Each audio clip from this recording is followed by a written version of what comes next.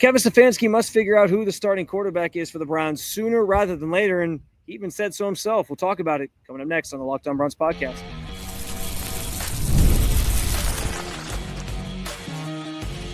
You are Locked On Browns, your daily Cleveland Browns podcast.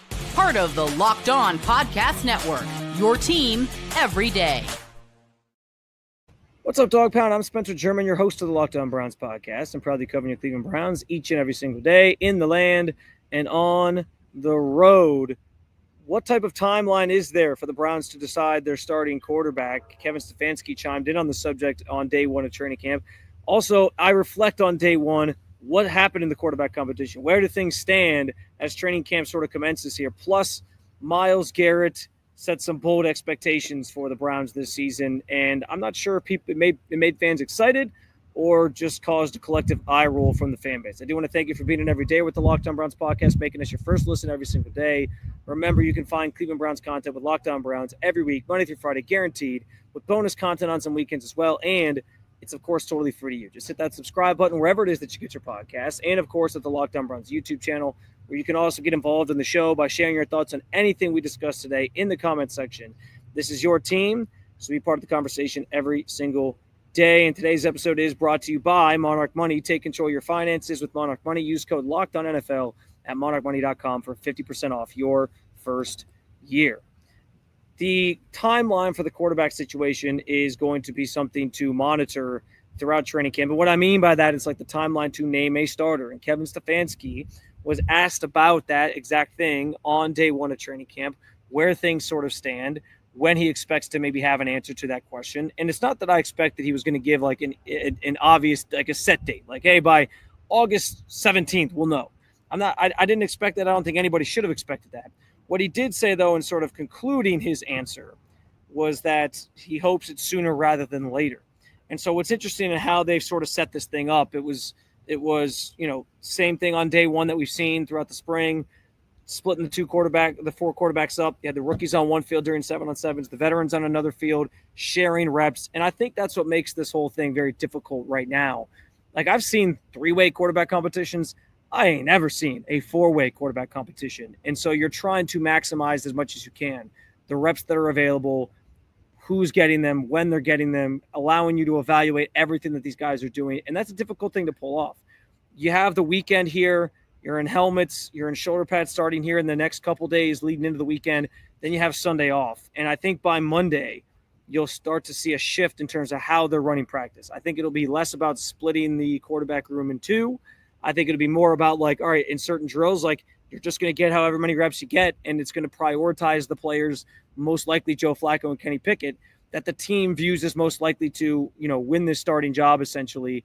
And that'll just kind of have to be how it all goes down, I think, from that point moving forward.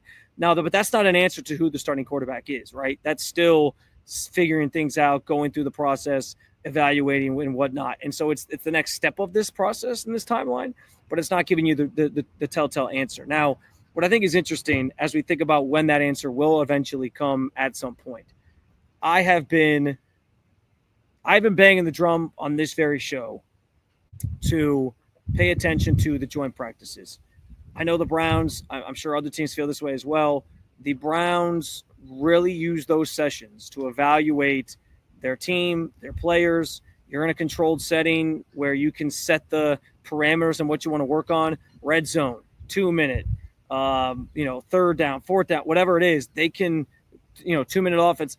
There's all sorts of different scenarios that you can play out, and you're doing it against another opponent, not just your own team. And it's the first chance to really sort of evaluate those things. And they put more stock in those than they do the preseason games. And so as we know, the Browns have two of these. They got one coming up in 2 weeks with the Carolina Panthers down in Carolina before they play in the preseason that following Saturday. Then they have one the very next week or 2 days of joint practices, rather, the very next week against the Philadelphia Eagles.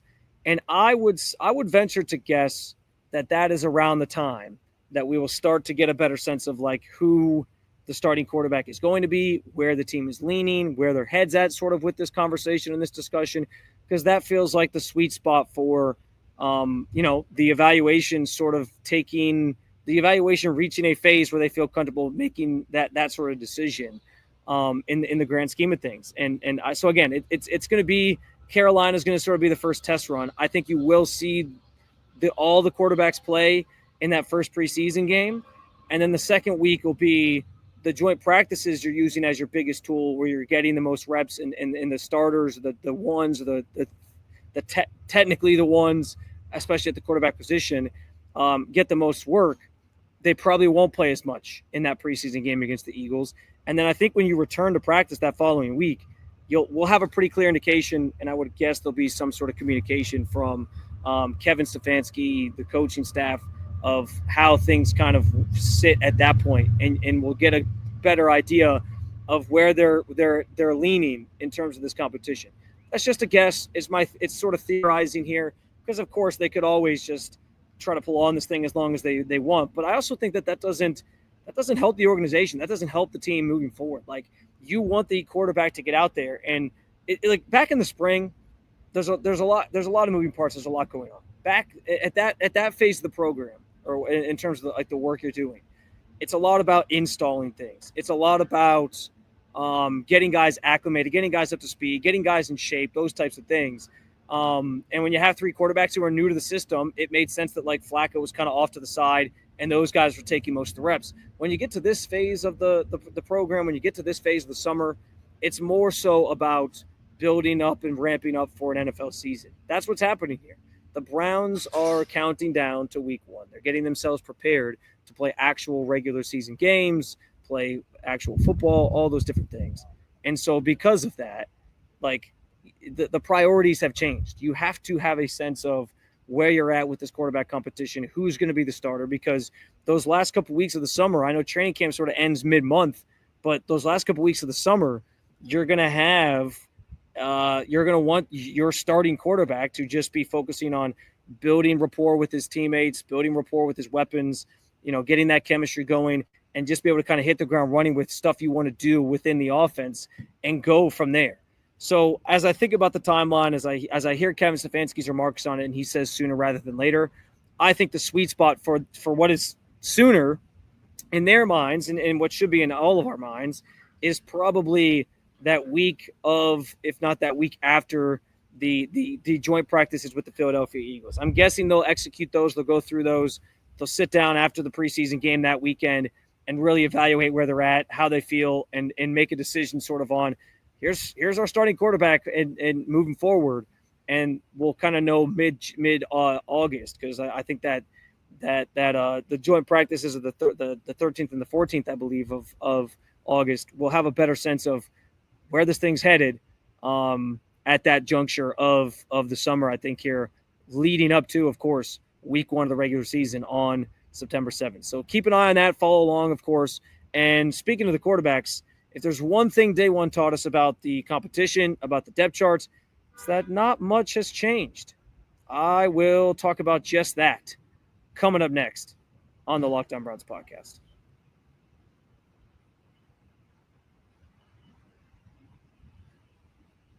Football is nearly back. We're in training camp mode right now, which means fantasy football is back. Fire up the group chat, get a draft board ready, and buckle up for a season filled with breakouts, busts, and all the overreactions we live for. All the things you love about fantasy football can be found at Yahoo Fantasy. Of the handful of leagues that I participate in each year, my favorite one, hands down, easy, is the league hosted via Yahoo Fantasy. This has been my longest standing league, and it does help that the people in it are hyper competitive. The smack talk is elite on another level, but the hosting platform for any fantasy league can sometimes make or break a fantasy experience for you. And that's why I go with Yahoo for this league, because Yahoo's mastered it. My friends and I have been playing Yahoo, are playing Yahoo Fantasy, and you should too, whether you're a first timer or a veteran looking to join your millionth league. To celebrate 28 years of fantasy greatness, Yahoo is dropping 28 big new features over 28 days, giving you more ways to play, more ways to draft, and more ways to win. It all begins August 4th. Stay tuned and get started by creating or joining a Yahoo Fantasy Football League at yahoofantasy.com/lockedonnfl. That's yahoofantasy.com/lockedonnfl. And let's make this fantasy season the best one yet.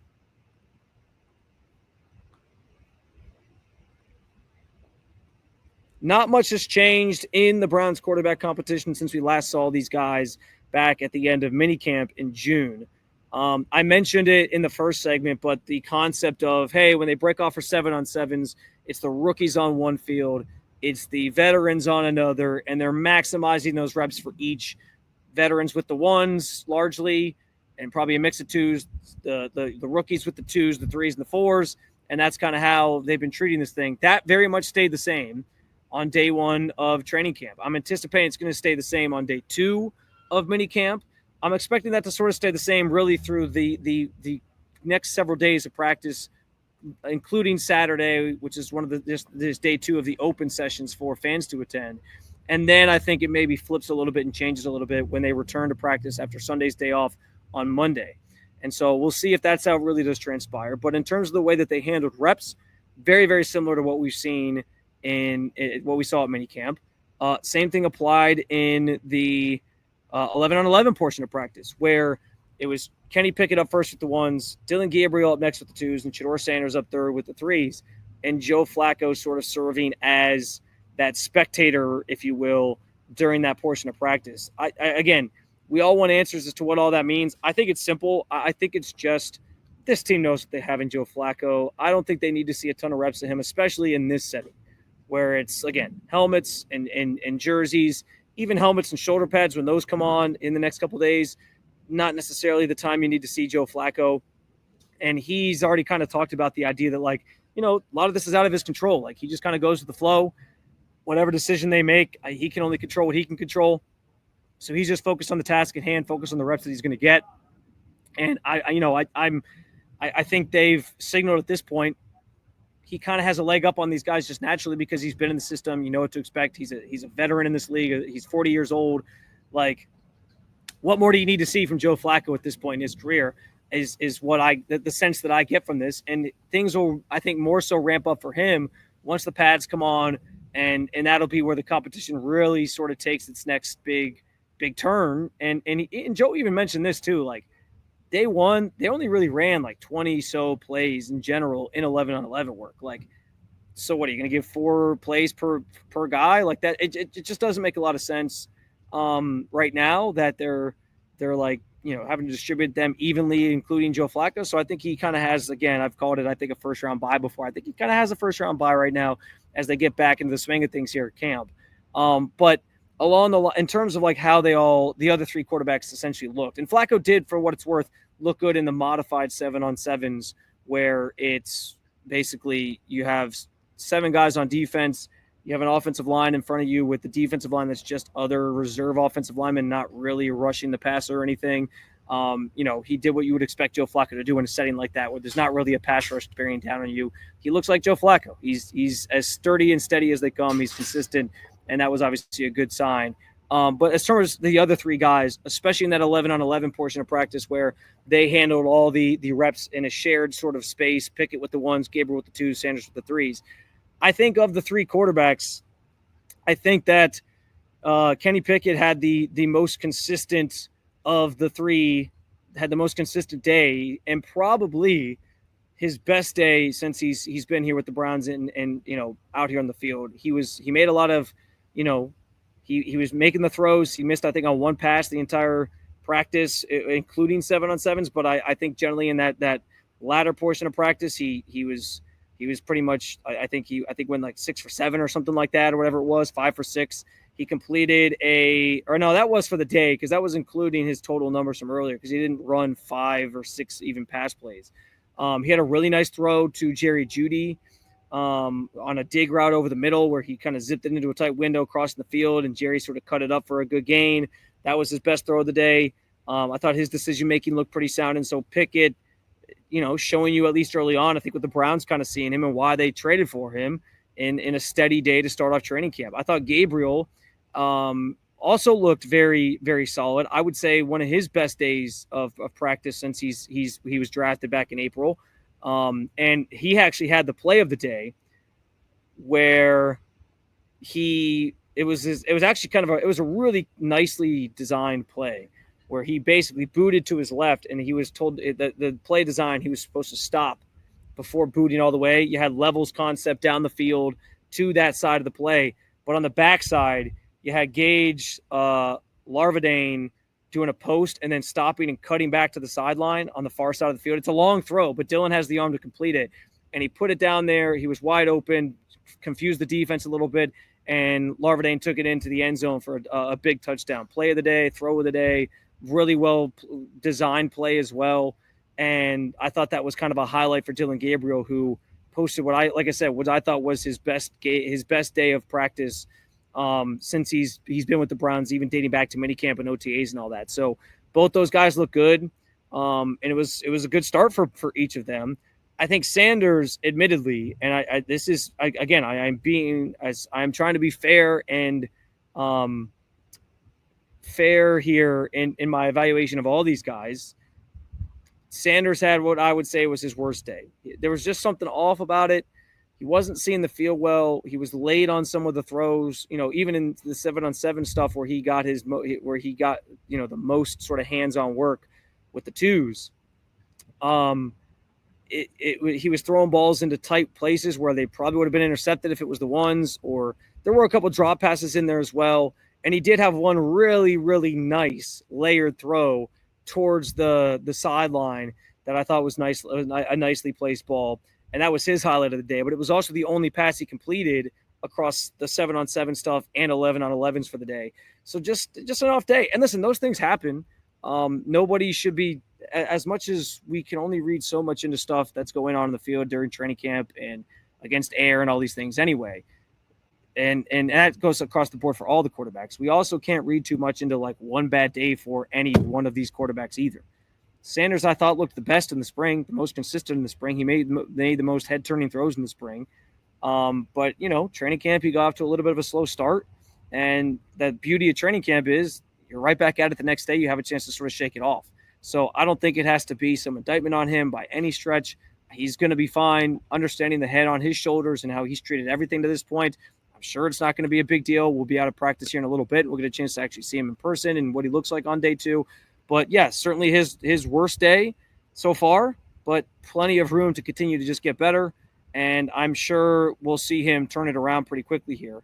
And I think it was encouraging that Gabriel and Pickett, took those strides that I'm sure the Browns are looking for and had more consistent days. I still worried to a degree, though, about, Gabriel seeing the field completely in certain moments. That play design was great because you had a guy wide open back the other side of the field.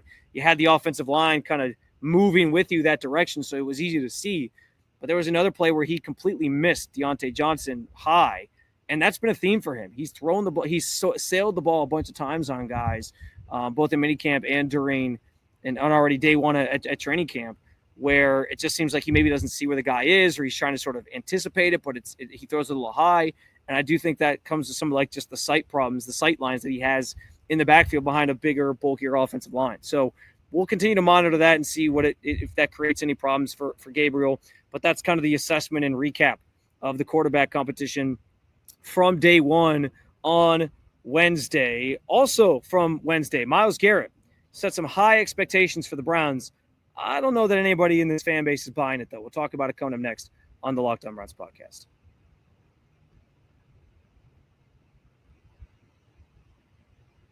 Ever wish managing your money just felt easier? With Monarch Money, it can be. Whether you're growing your savings or planning a big purchase, Monarch puts you in the driver's seat. It's like having your own personal CFO, giving you full visibility and control over your finances. Monarch Money is more than just a budgeting app. It's a complete financial command center. You can track all your accounts, investments, and spending in one place. So in addition to managing your money, you can also build some wealth. My wife and I were trying to get some bigger projects done around the house, and we wanted to take a couple trips this summer. We did that. We needed to get a better look at our financial picture to figure out where we could save some money to do the things that we want to do.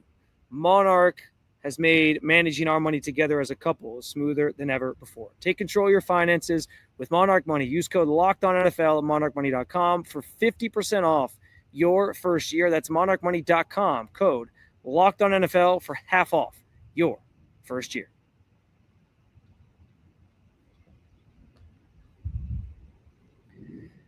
So I think one of the biggest headlines from Wednesday's first day of training camp was, of course, Myles Garrett. He's always good for a headline or two this time of year, but also throughout the entirety of the season. And in his first press conference, he talked a ton just about expectations for the Cleveland Browns. And he dropped the The line about, listen, anytime I'm showing up for this time of year, anytime I'm showing up to training camp, I got two goals in mind. On the personal level, I want to win Defensive Player of the Year. I want to get back in that conversation.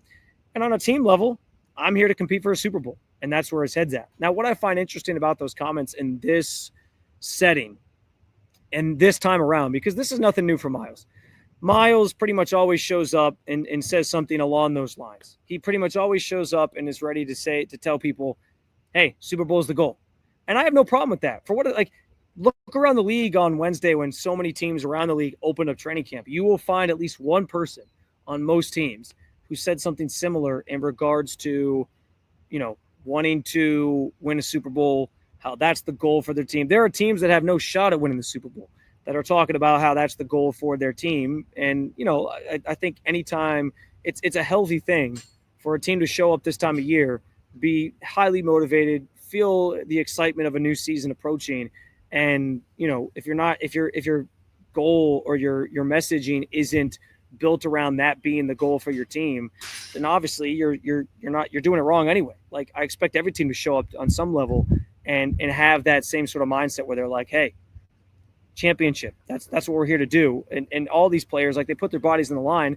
Of course, that's what they want to do. So it's not that I have a problem with Myles saying those things. What I think is interesting, though, is that, in previous years, I think Myles says something like this day one of training camp, and I think it gets the fan base, yourself, jazzed up. I think it gets you excited. I think it gets you like, hey, this is the type of talk I want from my star player on the team is Super Bowl or bust. We're going to be there. We're going to get there. But I think this year, like, you're not stupid. This fan base isn't stupid. It was not so many months ago that Myles Garrett was sitting there on Radio Row and telling everybody he could with a microphone that his team's no good and that his team, doesn't have their quarterback situation figured out and that he wanted to play somewhere else, that he wanted to go play with a different team and play with a team that had their franchise quarterback figured out, and that this team is headed in the wrong direction, not the right direction in terms of their progress and achieving the things that he wants to achieve, because he's got the individual stuff now. He wants the team stuff. He wants the trophies. He wants the rings. That's what he plays the game for. And he made that abundantly clear. And I don't blame him for having that mindset. It's sort of refreshing in a way, because some respects, like, you hear guys that are just like, yeah, man, like, I want the Super Bowls, but I want to get paid. Like, for as much as people think there's a lot of selfishness in this game, I think it's great that Myles is like, hey, I want my legacy to be defined by championships. And so I can respect the hell out of that. I can. But the way he did it, the fact that he did it, the fact that he said those things, and then he's right back in the fold like a month later, signing the new contract extension once they made him the highest paid player at the time, non-quarterback in the NFL, I think rubbed some people the wrong way, the way he went about it. And I also, I don't think this fan base forgets. So, yes, previous years, I think he says something like this, and everyone's like, hell yeah, Myles. This year, I just kind of wondered if it was more of a collective, eye roll from fans where they're like, I'm just not buying it. And as the star player of the team, I hearing that from him after what you heard earlier this offseason, I do get it. You can't go from talking about how bad the team is and then go suddenly be like, just because that you got your contract extension, and be like, and try to sell everybody now on how they're going to go chase the Super Bowl and all that. So I don't blame Myles for saying it. He's in an impossible situation there. You want your players to have that type of mindset. But I also just wondered if the fan reaction or your reaction or how you sort of processed that was more so well, that's great that you're saying that, but we also heard what you said not so long ago, and yeah, we're not buying that this time. I think I think everyone kind of knows on the outside, especially, where this team is at. Of course, inside the locker room, guys are going to talk about how they think they have a shot to win this thing, how they're going to chase the championships, as they should. But the reality of this team is kind of staring us dead in the face. Myles is somebody, and to be fair, he had another line about this team goes as I go, and he knows that. I think that stuff's all very reasonable to say as well. Myles is great, and he's one of the only players on this team that snap to snap, when he's out there, can truly influence the outcome of a game, single-handedly change it, flip it on its head, whatever you want to call it. And so he should feel that way. He should say those things. He should be talking like, I'm going to do my part to get this team over the top. Those are all things you want to hear from your star player. I just think after how everything transpired this offseason, I don't know if people were in the mood, if fans were in the mood to hear Myles now, talk about the team in a way where it's like, hey, now we're going to go win a Super Bowl. Or that we're chasing the Super Bowl thing. Not that I'm expecting them to show up and say, hey, we just want to win 6 games. Again, I'm not blaming them for saying it. I just was kind of curious what the fan reaction was to that because, again, they heard what he said at Radio Row. They know.